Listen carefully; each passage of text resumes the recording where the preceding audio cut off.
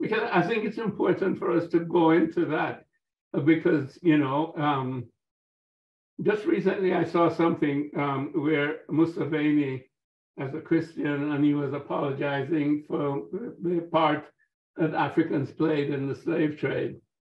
And, you know, and I think we need to clarify that in a significant way, because while obviously there'll always be collaborators, I mean, it wasn't simply that Africans were offering up their brothers and sisters and saying, here, you know, come and take them. No, there was obviously not just coercion, but force was used in terms of gaining enslaved people, kidnapping enslaved people.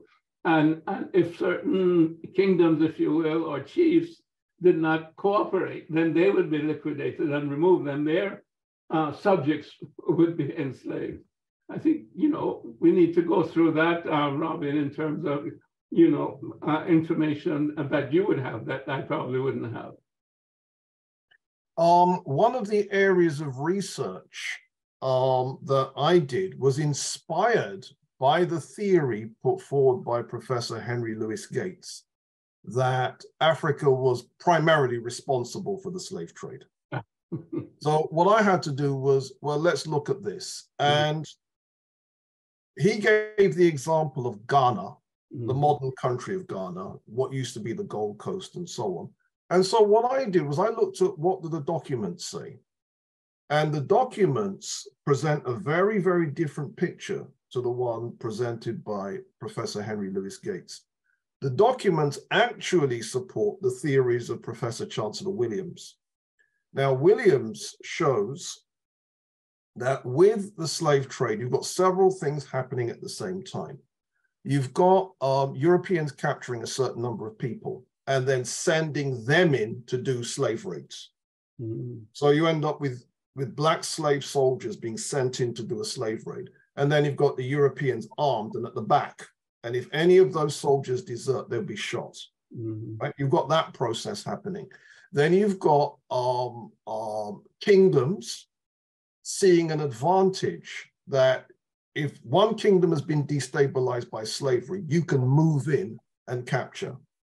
Then you've got the propaganda, where you've got agents will go to the king of one country and say, you better arm yourself because these people are coming for you. You've got those kinds of processes happening. And if you look at the documents that have survived, you'll find that a lot of African kingdoms, a lot of African city-states, their existence was extremely precarious. There's an account that I use, I think it's William Bosman, writing in the year 1700. He visited the Gold Coast in 1691 and then came back in 1700. And a lot of the cities he described in 1691 didn't exist in the year 1700. And then I asked my students, what do you think happened to the people of the cities that he's describing? And the answer is they're either dead or they're on slave ship. And so what you then have then is the kingdoms that end up surviving that end up having to become war machines. And the two kingdoms that became the fiercest war machines were the Ashanti Empire, and then further on along the coast, the Dahomey Empire. They became war machines.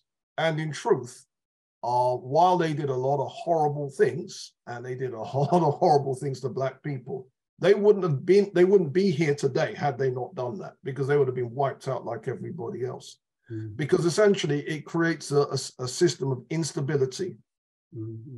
And that instability, now, how did Black people get pulled out of Africa? We got pulled out in three ways.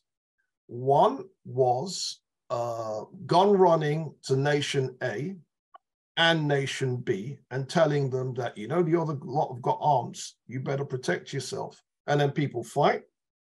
And then you've got Portuguese and Dutch columns behind each group fighting.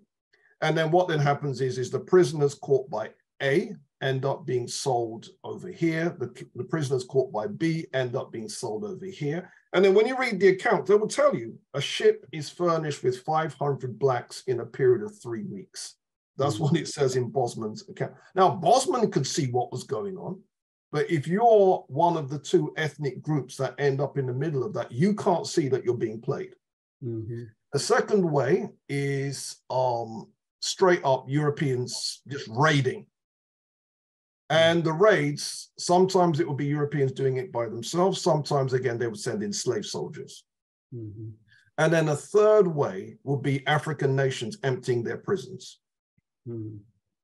The scholars that talk about the three ways is, in fact, you probably know them, Professor Varian Shepherd and Professor Hilary McD Beckles. Yeah. I use their materials, teaching material, and they describe this.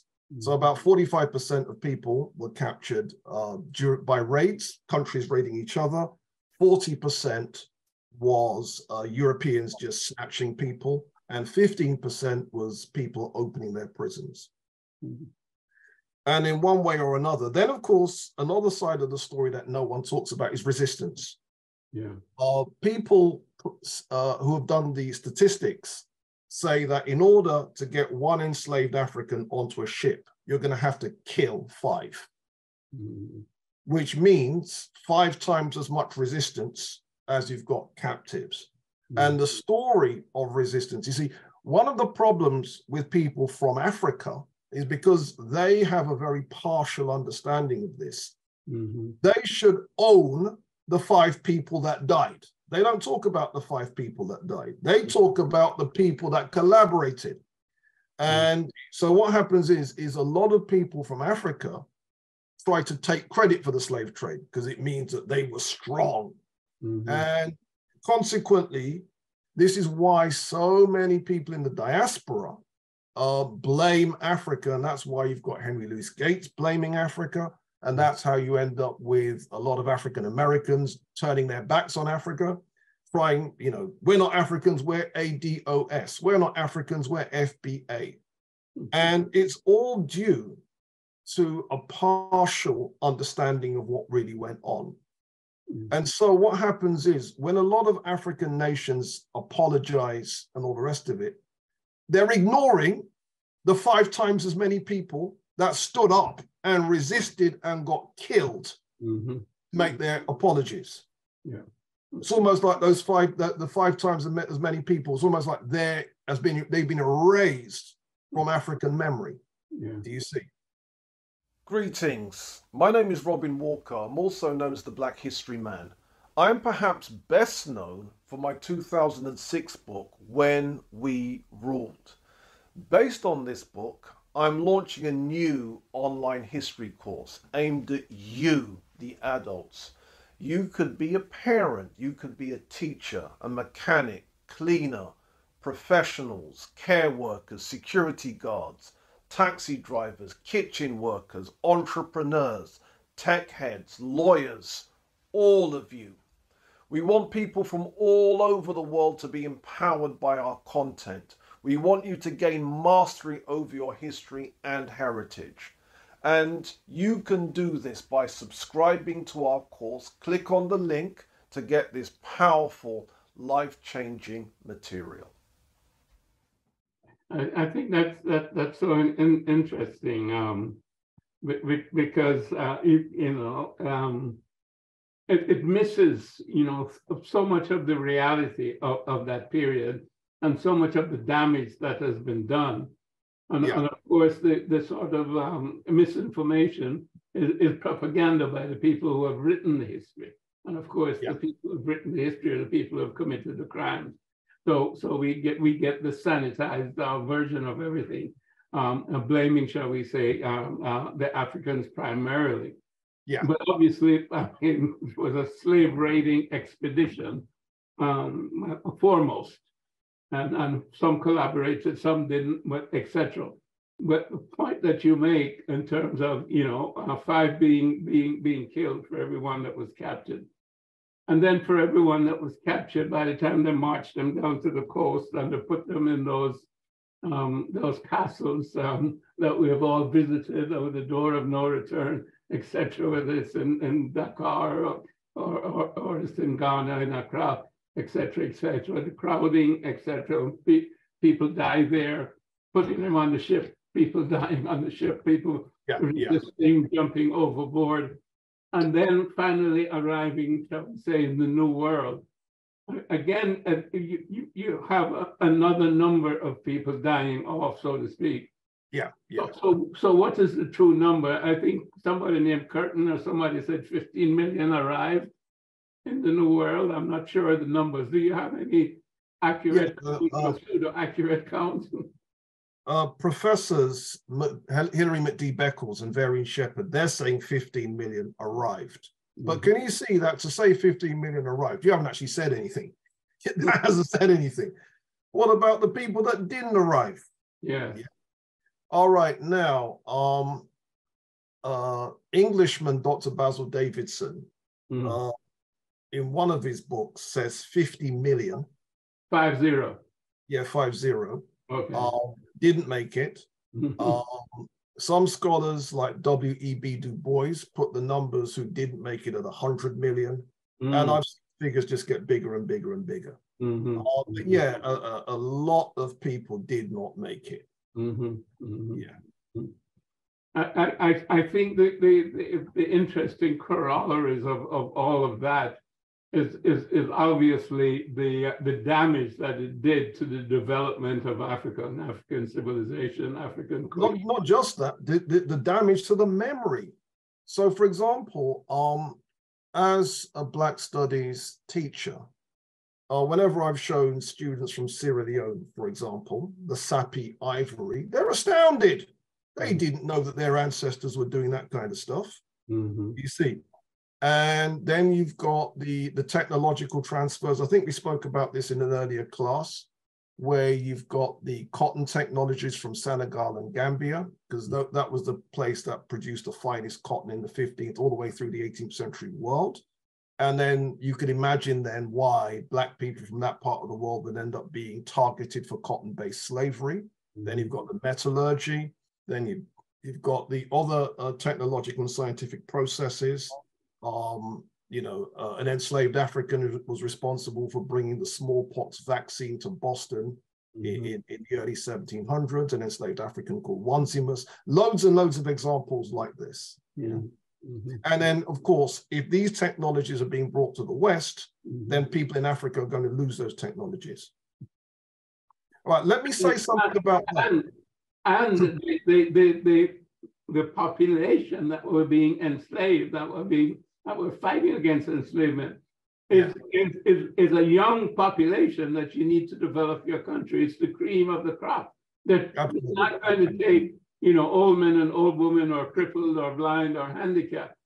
They're looking for the best. I mean, the rest they will reject or shoot them. So the heart of Africa was being cut out by the slave trade, certainly in terms of West Africa, Congo, and going all the way down to the south, and as you mentioned, even also going around on the East Coast. So all of that was happening, creating a tremendous havoc in terms of African development, but then transferring, as you're mentioning, technology, certainly people who knew about agriculture and cultivation of rice, etc., apart from the technology that you mentioned. All that was being transferred to the New World and taken gratis with the labor of these 15 million people to develop the wealth of Europe and to develop the wealth of the Americas. And if this is such a crime against humanity, because it's a double crime in terms of genocide, in terms of the African continent itself, genocide in terms of what was going on in the Americas against the native population, and then a crime against humanity in terms of the enslavement of human beings over this, 300-year period that it ended up. And these have never been shall we say, owned up to or any restitution paid for it. But the damage is so severe that I think it's impossible to, how should I say, to define it in terms of any numerical sum, because it's beyond numbers and it's beyond, certainly not paper money and certainly not gold or platinum or any of those things. It's because the human being, I mean, it's sacred. And therefore the wealth of any human being is incalculable.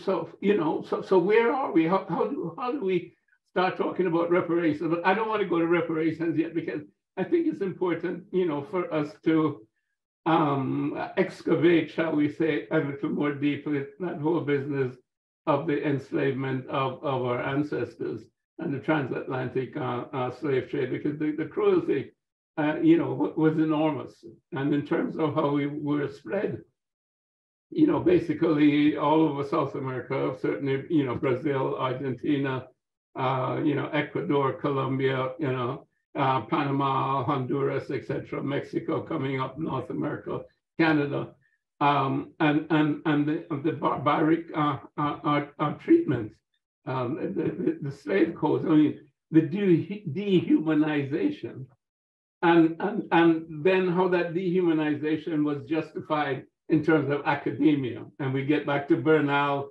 etc., and then how history was rewritten.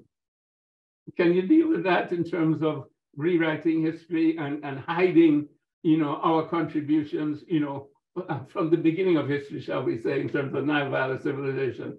All of that, you know, was in response, shall we say, to the horrors of the slave trade. They had to justify it by saying that we weren't human beings. As a thank you for visiting our website, we are giving you a free copy of our exclusive 100 Black History Facts, which is in fact a taster of our course content. Make sure you leave your email address and we will send it right to you.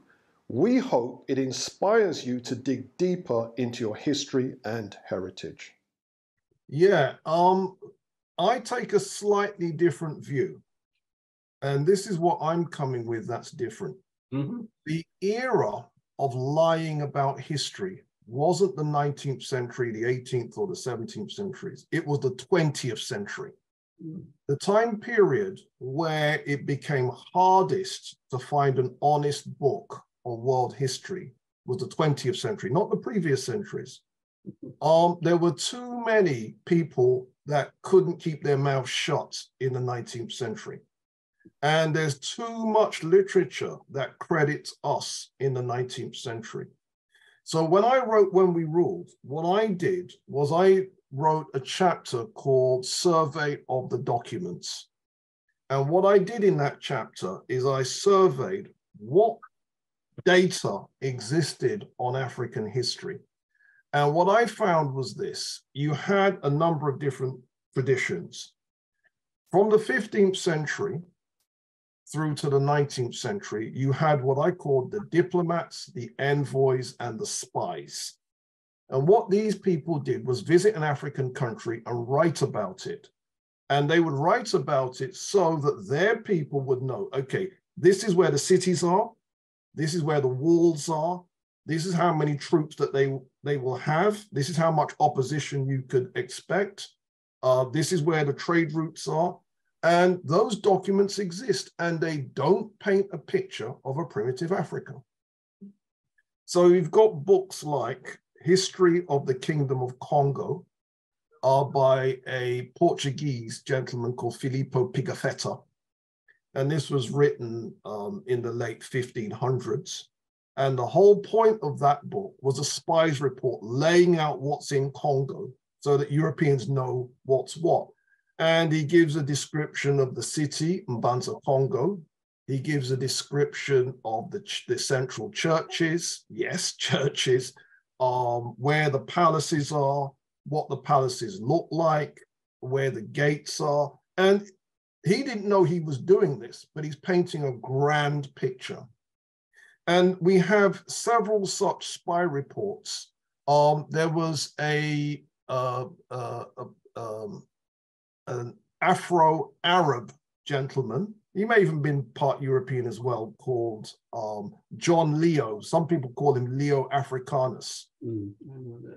And he visits Songhai, he visits the city of Timbuktu, and tells us that in Timbuktu, there are numerous scholars, doctors, and clerics, all receiving good salaries from the king. He pays respect to men of learning. There is a big demand for books in manuscript imported from Barbary, North Africa. More profit is made from the book trade than any other line of business. Books. We have this account. And there are several such accounts. You've got the various Portuguese ones that I've talked about. You've even got from the 19th century, there was one that I came across, two Europeans, one called Dixon Denham and another one called Hugh Clapperton, visited Sokoto, Sokoto's northern Nigeria, visited Kanem-Bornu, which is Chad, Niger, that kind of region, and encountered scholars. And the scholars, if you wanted to chat Greek philosophy, there were Black scholars that you could have that conversation with. And they described this. If you wanted to chat Islamic philosophy, people like Avicenna and so on, you could have that conversation. If you wanted to get a check cashed, you could have a check cashed. If you wanted to buy clothing made in Manchester in Central Africa, you could buy that. If you wanted to buy writing paper, you could buy that. If you wanted to buy pottery made in Nuremberg, Germany, you could buy that. Do you see? So you've got those sorts of sources. And then, of course, you've got what interests the Afrocentrists the most, what I call the Orientalists. So you had a book coming out in the 1780s by a Frenchman called Count Constantin de Volney. His book was called The Ruins or Meditations on the Revolutions of Empires, where he's talking about a Black, Sudanese, and Egyptian origin of civilization. Then you've got his mentor, Monsieur Charles Dupuy, did a book called On the Origins of All Religious Worship. Again, Black origins of Egyptian Sudanese civilization and how that is the parent of everything that came later. Then we get the birth of Egyptology under Jean-Francois Champollion, where he says that the ancient Egyptians are the same people as the modern day Nubians, as he calls them, the Kenas and Barabras, present inhabitants of Nubia, not present inhabitants of Egypt, present inhabitants of Nubia. Then we have the birth of Assyriology, where people are studying the Middle East, under the likes of people like General Sir Henry Rawlinson. At the time, he was Colonel Sir Henry Rawlinson, where he describes them as Cushites, right?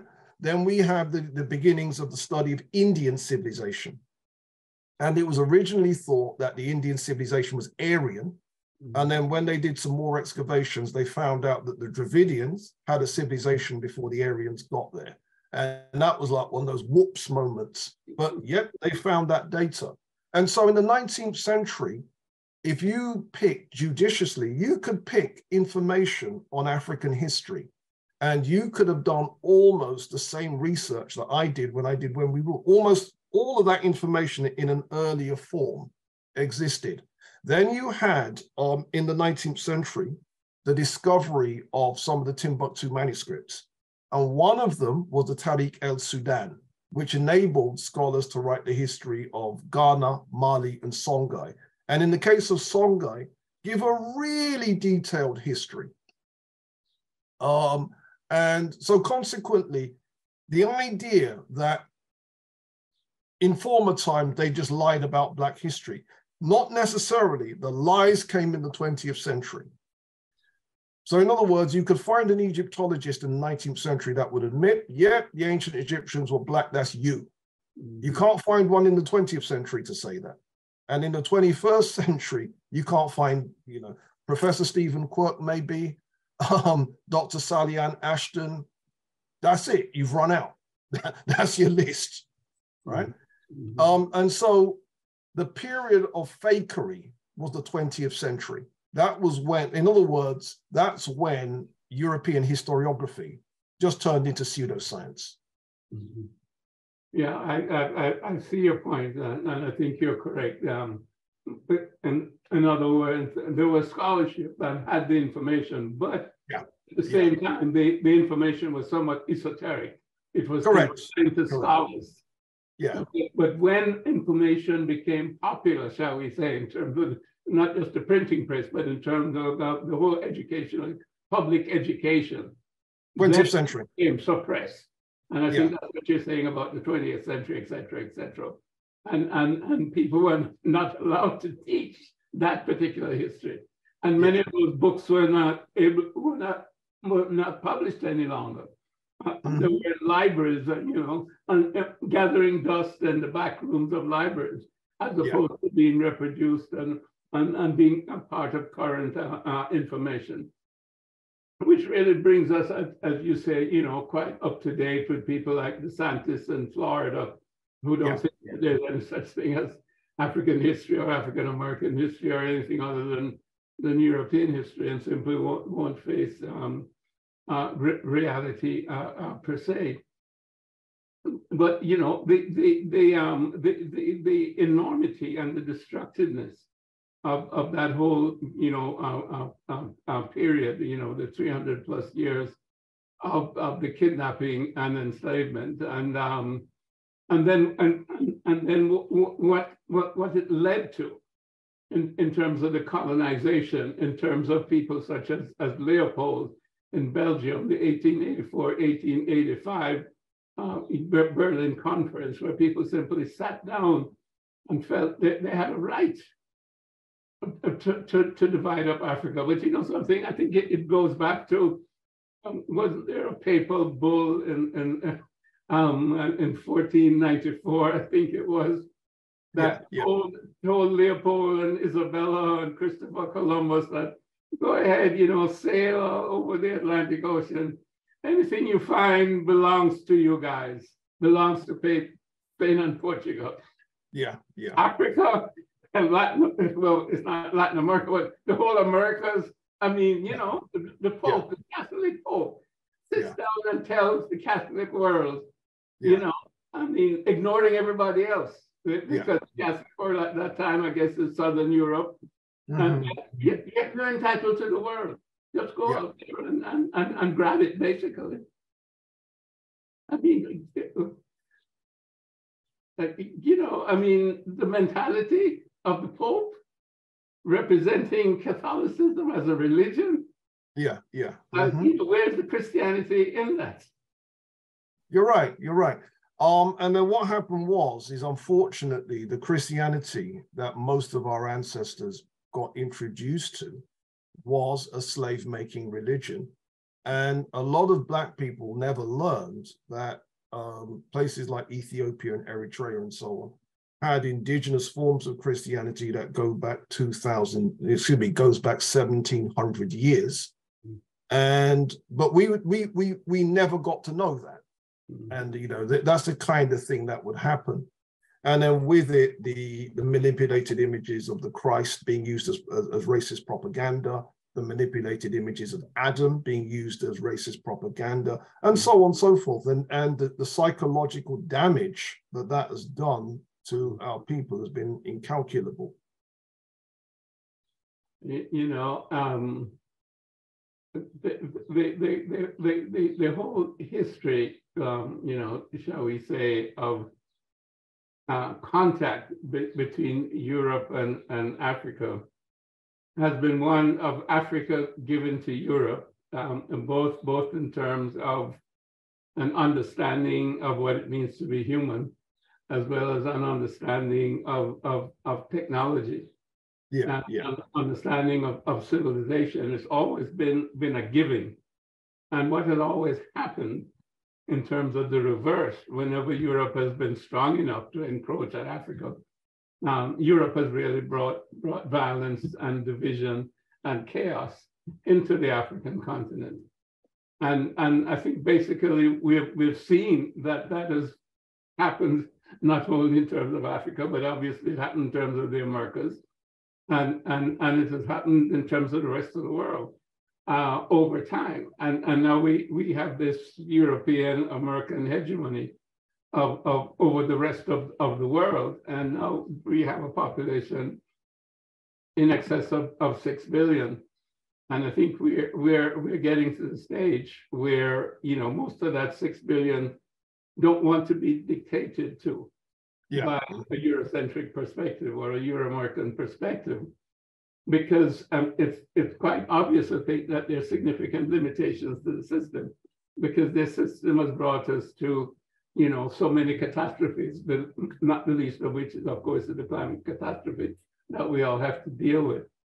I think as we go forward, you know, and I know that this is an area that you're versed in as well, and it's something that I like. We need to go back to both the philosophy and shall we say the religion of Africa, although I think you and I know that that's probably not the best term to talk about religion as far as Africa is concerned, because many African countries, certainly you go back to Nile Valley civilization, and there's no word for religion. It's a way of life.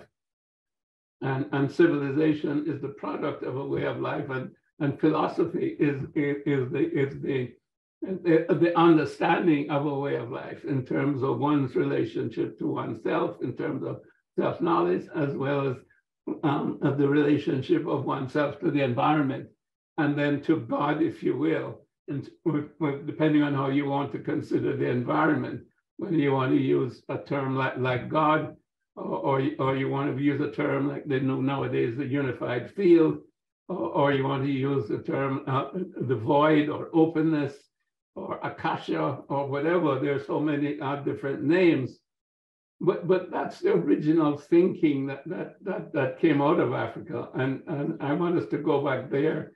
Well, we need to go forward more in terms of this. But I want to set the stage so that people know that we're going to do a good job in terms of this, because it brings us to the current confrontation, which I think is a materialistic, individualistic a way of life, which is dependent on scientific materialism, which has pushed spirituality sort of out of the picture, has confined religion to the weekend, and of course, the religious empire has coalesced with that or agreed to it because they didn't want to get wiped out by the secular completely. So we have this dichotomy in terms of how do you live? You live, you know, 5 days of the week or whatever. You live, you know, trying to make as much money or material goods as possible. And then on the weekend, whether it's a Friday night or a Saturday or a Sunday, depending on your religion, you go ahead and talk to God. I mean, it's schizophrenic. You know, you've done a lot relative to African religions, and I just want to prepare our audience that they'll be in for a treat as we investigate African philosophy and as we investigate African religions, because I think we have to do that when we begin to talk about reparations, because what is it we're trying to repair? You know, I mean, we have to repair the whole system. It's not a matter of getting X number of dollars for the damage that has been caused. It's a matter of the system has to change. And we need a new system. And if we need a new system, then what is the system that we need? Has it ever been used before? Or do we have to invent something totally new?